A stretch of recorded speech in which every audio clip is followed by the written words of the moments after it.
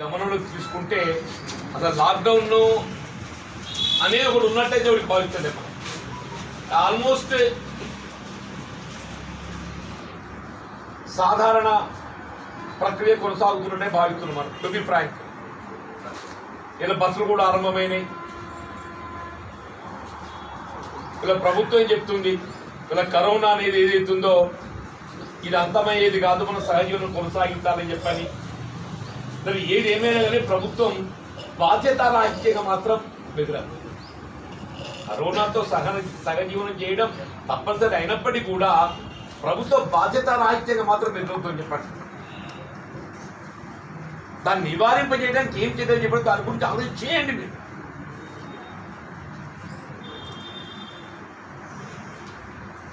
ఇలా ముఖ్యంగా ఏదైతుందో మీరు ఇన్ని వెసులుబాట్లు కల్పించి ఇలా ప్రార్థనా మందిరాలు ఇలా ముస్లిం సంబంధించినటువంటి ఒక రేపు ఈద్ ఉల్ ఫితర్ రంజాన్ ఫెస్టివలే కానివ్వండి, లేక మన హిందూ ప్రార్థనా మందిరాలకు సంబంధించి కానివ్వండి,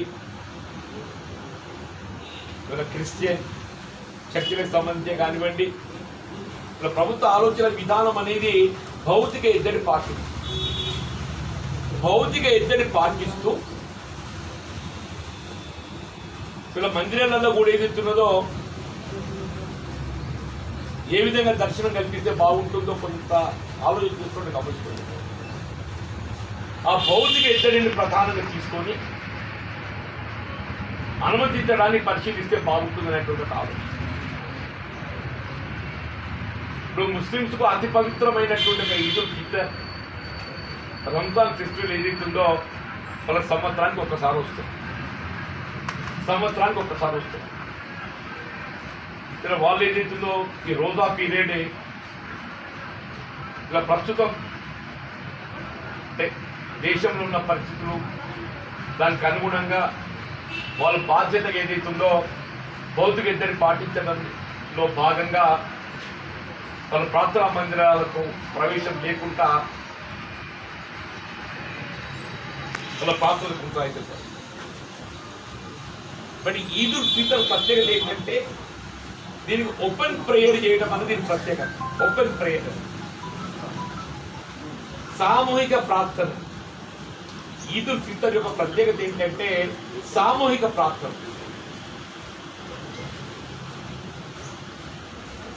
ఈ సామూహిక ప్రార్థనలు కూడా మనం భౌతిక ఎద్దడి పాటిస్తూ ఇవాళ ఇంటికి ఒకరే పోవాలి, ఇంటికి ఒకరు. దాంతో ఏమైపోతుంది, ఆటోమేటిక్గా భౌతిక ఎద్దడి అనేది మనం అమలు చేయవచ్చు. దానికి సాధారణంగా వాళ్ళు ఏంటంటే ఇంట్లో 10 మంది పోయి ప్రార్థన చేస్తారు. ఈ ఫెస్టివల్ ప్రత్యేకత. కానీ ఆ విధంగా కాకుండా ఇంటికి ఒకరికే పరిమితమయ్యే విధంగా మన జీవితాల్లో ఒక 2 పెద్ద ప్రార్థనా స్థలాలు ఉన్నాయి. ఈద్గా కానీ కిలా మైదానం కానీ 2 పెద్ద స్థలాలు ఉన్నాయి. ఇవాళ మీరు 6 feet into 10 feet, 6 feet into 10 feet ఏ విధంగా కూడా స్కోప్ లేకుండా, ఆలింగనాలు లేకుండా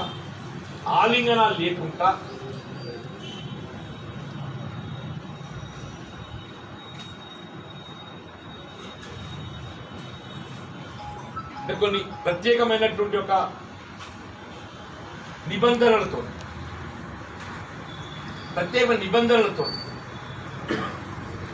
అంటే వాళ్ళు దైవ ప్రార్థన చేసుకోవడానికి అవకాశం కల్పిస్తే, అంటే ప్రస్తుతం కొనసాగుతున్నటువంటి పరిస్థితులు ఉంటున్న పెద్ద అలోయింగే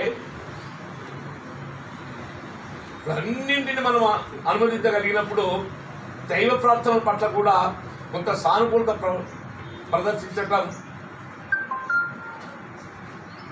తప్పనిసరిని భావిస్తున్నాం. అది ఇది ఒక మతానికి సంబంధించిన కాదు, ఇది ఒక మతానికి కానివ్వండి, ఇంకో మతానికి కానివ్వండి. ఇప్పుడు తిరుపతిలో కూడా ఏదైతే ఫస్ట్కి వెళ్ళి దర్శనాలు ఆరంభిస్తున్నాడు నేను చదివి తిరుమల కూడా. నేను ఇవాళ ఒక పేపర్ చదివినే వేములవాడ రాజరాజేశ్వర స్వామి టెంపుల్ ఏదైతుందో బ్లాక్స్ వేసిన. వేములవాడ రాజరాజేశ్వర స్వామి టెంపుల్ ఏదైతుందో దర్శనాలు అనుమతిస్తే ఎంత ఎదురుతో అనుమతించాలి ఏంటి చెప్పని అవి ఫిక్స్ రౌండ్ చేసినట్టు ఇవన్నీ గమనించాం. కాబట్టి ఏదైతుందో ఇవాళ ముస్లిం సంబంధించి వాళ్ళ సంవత్సరానికి ఒక్కసారి వచ్చే ఈ ఈద్ ఉల్ ఫితర్, రంజాన్, ఇది సామూహికంగా ఏదైతుందో ఓపెన్ ప్రేయరే దీని యొక్క ఆనవాయి.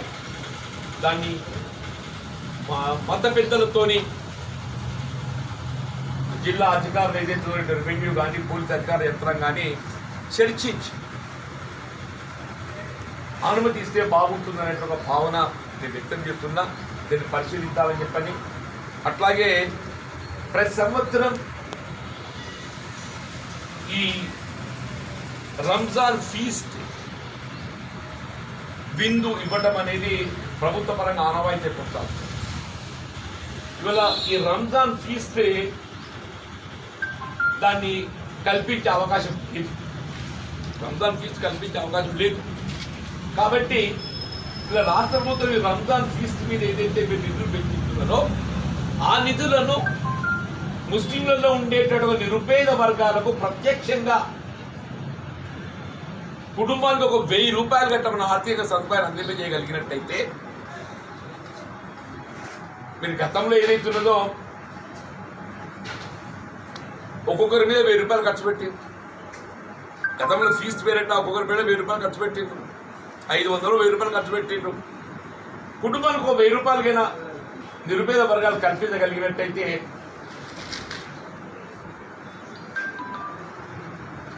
వాళ్ళని కొంత మనం నిరుపేద వర్గాలకు అండగా నిలిచినట్టు అవుతున్న బాగుంటుంది. స్పెషల్గా రాష్ట్ర ప్రభుత్వం విజ్ఞప్తి చేస్తున్నా, మీరు గతంలో ఈ రంజాన్ ఫీస్ట్ పేరట విందు పేరట ఏదైతే నిధులు వెచ్చించిందో దాన్ని 4 గంటలు చేయి.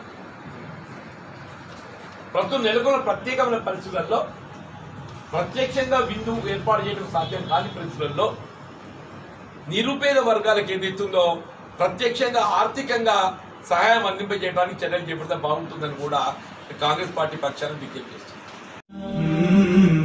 यकीनन इस दुनिया में है लाखों दौलतमंद, लेकिन जब बात आती है सखावत की तब मेरी मुराद अलहाज सैयद हमीदुद्दीन साहब चेयरमैन RR ग्रुप से है। इनके लिए चंद अशार अल्ताफ की तरफ से। अल्लाह की एक ऊंची शान देखिए, इस दौर के एक आला हातिम को देखिए, मजलूम के काम आए रियाकारी के बगैर। सखावत की एक आला मिसाल देखिए, मुसीबत ज़दा लाचार बेवाओं पर अपनी दौलत को उन पर निसार देखिए। हैरान है हुकूमतें और ये जमाने वाले, सिर्फ तन्हा इंसान की सखावत देखिए। देता है ये ईमान मशवरा, ए अल्ताफ जन्नती को देखना है तो सैयद हमीदुद्दीन साहब को देखिए। अल्लाह की एक ऊंची शान देखिए।